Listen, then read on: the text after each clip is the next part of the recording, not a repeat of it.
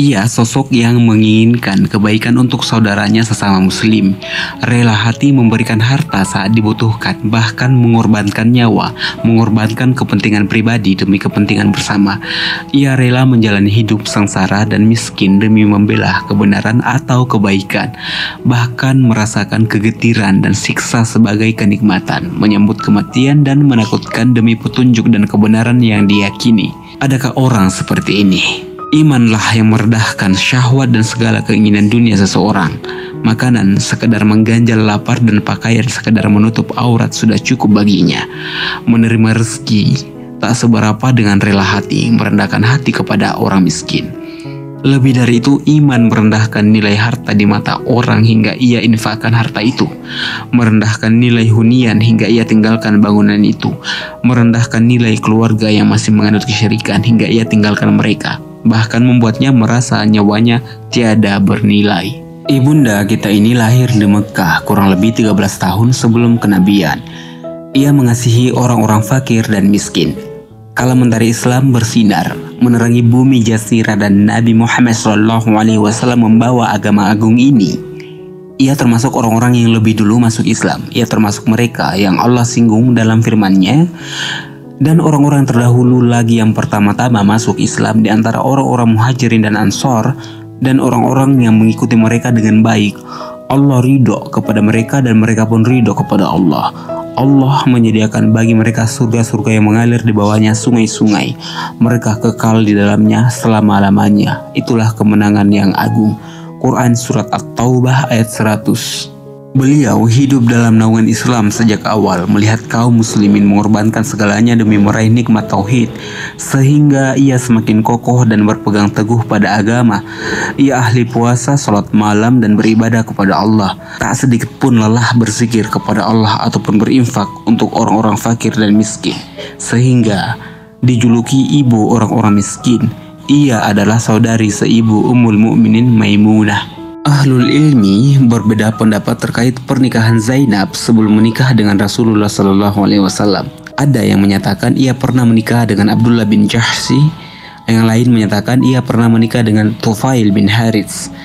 Diriwayatkan dari Muhammad bin Ishaq, ia berkata Rasulullah SAW menikahi Zainab binti Khuzaimah al-Hilaliyah, ibu orang-orang miskin. Sebelumnya ia menikah dengan Hushain atau Tufail bin Haris yang meninggal dunia di Madinah. Imam Az-Zahabi berkata, suaminya Abdullah bin Jahsy terbunuh dalam perang Uhud. Lalu ia dinikahi Rasulullah. Ia hanya tinggal bersama beliau selama 2 bulan atau lebih. Setelah itu meninggal dunia. Sumber lain menyebutkan sebelumnya Zainab dinikahi Tufail bin Haris. Ia tidak meriwayatkan satu hadis pun dari Nabi. Ahli nasab Ali bin Abdul Aziz Al-Jurjani berkata, sebelumnya ia atau Zainab menikah dengan Tufail. Setelah itu dinikahi saudara Tufail, Asy-Syahid Ubaid bin Haris Al-Muttalib. Saat suaminya mati syahid di jalan Allah, ia hanya bisa mengharap pahala kematiannya di sisi Allah dan menerima takdir Allah dengan rela hati. Ia memiliki hati yang penuh dengan keimanan, tawakal, yakin, dan percaya kepada Allah. Dalam renung jiwa, ia merasa bahwa Allah akan memberi ganti yang lebih baik, akan memberi seorang suami yang lebih baik dari suami pertama. Namun siapa gerangan suami yang dimaksud? Sama sekali tidak pernah terbayangkan olehnya akan menjadi istri pemimpin orang-orang pertama dan terakhir. Namun apabila Allah telah menghendaki sesuatu, ia cukup berfirman padanya, jadilah, maka jadilah sesuatu itu. Begitu masa iddahnya tuntas, Rasulullah Muhammad SAW datang meminang. Ia bertanya-tanya pada diri sendiri, siapa gerangan yang akan menikahkanku? Tak lama setelah itu, ia menjawab sendiri dalam hati, adakah orang yang lebih baik dari Rasulullah? Ia kemudian menyerahkan urusannya kepada Rasulullah, karena beliau orang terbaik untuk mengatur dan menata urusannya. Rasulullah menyerahkan mahar padanya sebesar 400 dirham dan membangun sebuah bilik sederhana untuknya di dekat bilik Aisyah binti Abu Bakar dan Hafsyah binti Umar. Semoga Allah meridhoi mereka semua. Seperti itulah Zainab menjadi Ummul Mukminin, istri pemimpin orang-orang terdahulu dan kemudian Muhammad bin Abdullah. Ibunda kita Zainab sayang terhadap orang-orang miskin. Bahkan sebelum kenabian, saat masuk Islam, rasa sayangnya terhadap orang-orang miskin kian meningkat.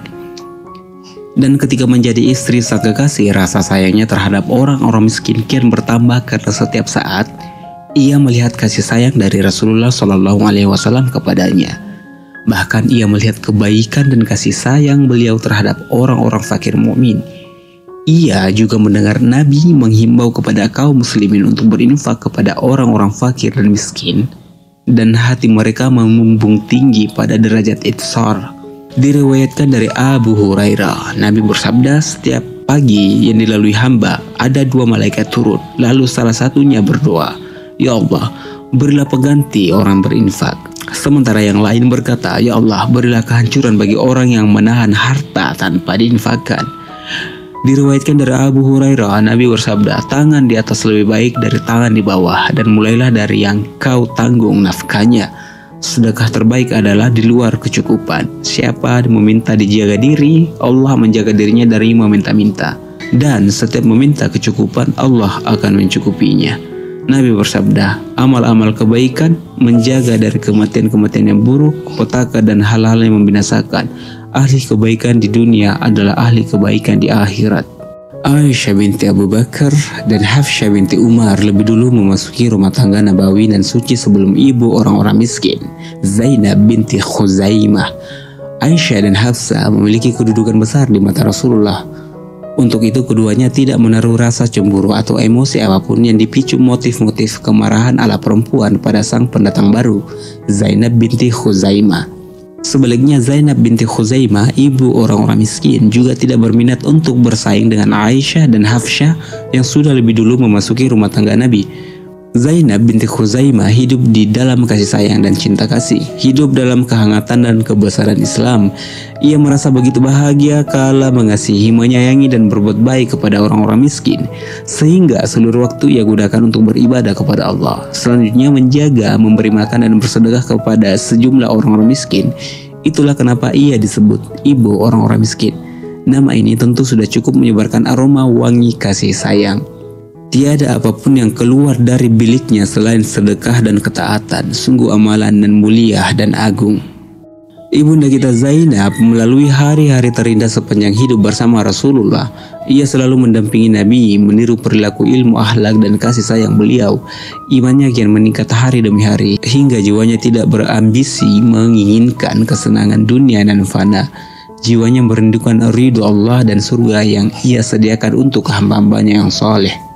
Dalam rentang waktu singkat yang ia lalui di rumah Nabi, ia selalu beribadah, berpuasa dan sholat malam karena Allah. Ia tidak lama tinggal di tempat Nabi. Dalam hitungan beberapa bulan saja, tibalah saat-saat di mana ibunda kita Zainab radhiyallahu anha tidur di atas ranjang kematian. Ia menjadi istri Nabi pertama yang meninggal dunia di Madinah. Saat ia meninggal dunia, kesedihan kembali muncul di hati Rasulullah. Ia teringat kematian Khadijah, pemimpin kaum wanita seluruh alam. Seperti itulah Zainab binti Khuzaimah memasuki rumah Nabi dalam ketenangan yang berbakti dan sikap diam ahli ibadah. Selanjutnya keluar meninggalkan rumah beliau dalam sikap diam orang khusyuk untuk dimakamkan di Baqi.